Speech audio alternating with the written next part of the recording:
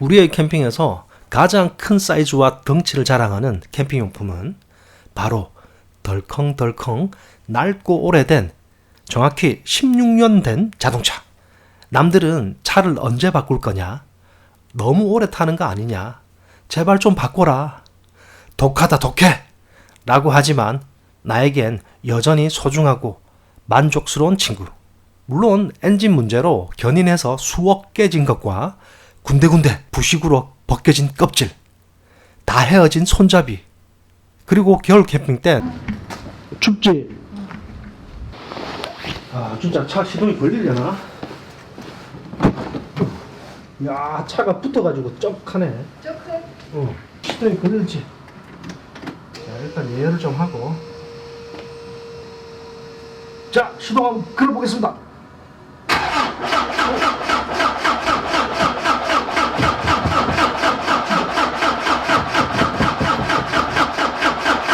이렇게 했을 때 그래.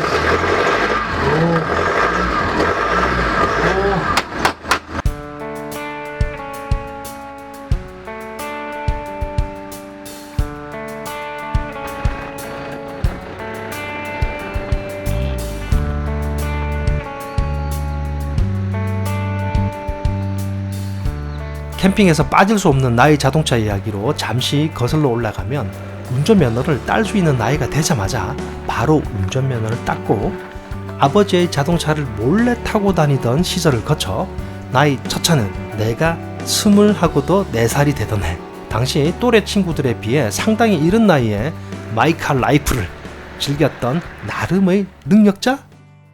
우리나라 최초의 스포츠카 유저. 온 세상이 마치 내 세상인 양 돌아다니며 늘 함께했던 나의 첫 차. 그리고 두 번째 차인 지금의 차를 만나며 떠나보낼 때는 내 젊은 20대와 함께했기에 눈시울이 살짝 붉어지기도 했지만, 매끈하고 멋진 새로운 차로 두근두근 잠을 못 이루기도 했다. 내 생의 두 번째 차가 바로 지금의 16년 된 차, 바로 현대 트라제이다. 당시 어깨에 살짝 힘을 줘도 될 만큼 좋은 차였는데, 세월이 흐른 지금은 그냥 할배차다, 할배. 솔직히 그렇게 차량 관리를 잘하는 타입이 아니라서 낡긴 했지만 무사고에 건강을 잘 유지하고 있는 편이다. 이 차의 태생은 9인승. 그런데 결혼 전 총각된 혼자, 결혼하고는 둘, 나은이가 태어나면서 셋. 그렇게 9인승으로 태어난 내 차의 자녀 공간을 텅텅 비워두며 제대로 활용을 못했었다. 결국 9인승이라는 진가를 발휘하지 못하고 청춘을 다 보내버린 나의 자동차. 그런데 바로 캠핑을 시작하면서 내 차의 진가가 드러났다.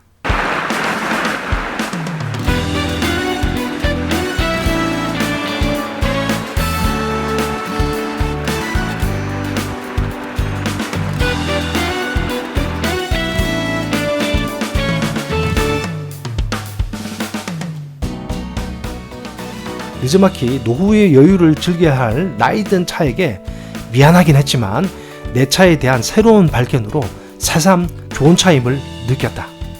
물론 지금 나오는 엄청난 차들에 비하면 그저 그럴 수도 있겠지만, 적어도 다른 차에 한눈 팔지 않는 차알못 주인에게는 더없이 사랑스러운 존재였다. 그도 그럴 것이 3열 시트를 접어버리면 아주 큰 트렁크, 물론 3열 시트를 떼어버리면 더 좋긴 하겠지만 3열 시트를 허가 없이 떼면 안 된다는 얘기도 있고, 유튜버라 온갖 잔소리를 들을 수 있기 때문에 3열 시트는 그냥 접어서 사용하고 있다. 어쨌든 일반 자동차와 비교할 수 없는 꽤 넓은 트렁크 때문에 다양한 방법의 테트리스로 웬만한 캠핑짐은 문제없이 소화 가능하다.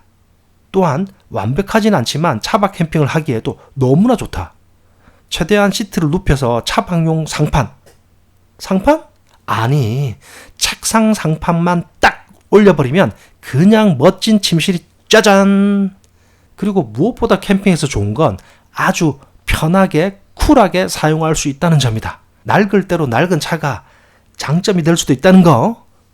차박 시 차 안에 삼겹살도 마음대로 구워 먹을 수 있고, 뭐 기름 따위 신경 안 써요. 그리고 숲길을 달릴 때 나뭇가지에 막 긁혀도 큰 돌뿌리에 하부가 빡빡 긁혀도 아무 생각 없는 편안함. 또한 누군가 살짝 쿵 하고 뒤에서 박아도 아니 그냥 가세요. 예? 하며 보내줄 수 있는 쿨함까지.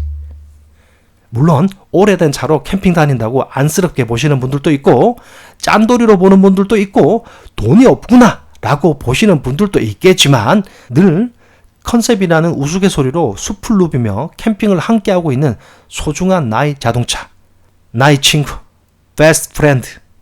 그렇게 영원히 탈 것처럼 마이카를 애정하고 캠핑을 즐기던 중 다른 차를 살짝 둘러본 계기가 있었으니 작년 제주도 캠핑 투어 여행 때 렌트카를 타고 자동차 기술의 발전을 체감하던 순간 마치 타임머신이라도 타고 미래로 온 것 같은 느낌. 와, 이렇게까지 자동차 기술이 발전해 있는데 너무 과거에만 사로잡혀 있는 건 아닐까라는 생각도 들면서 차를 바꿔야 할 때가 되었구나라는 걸 실감했다. 그런데 뭐든 다 때가 있는 법.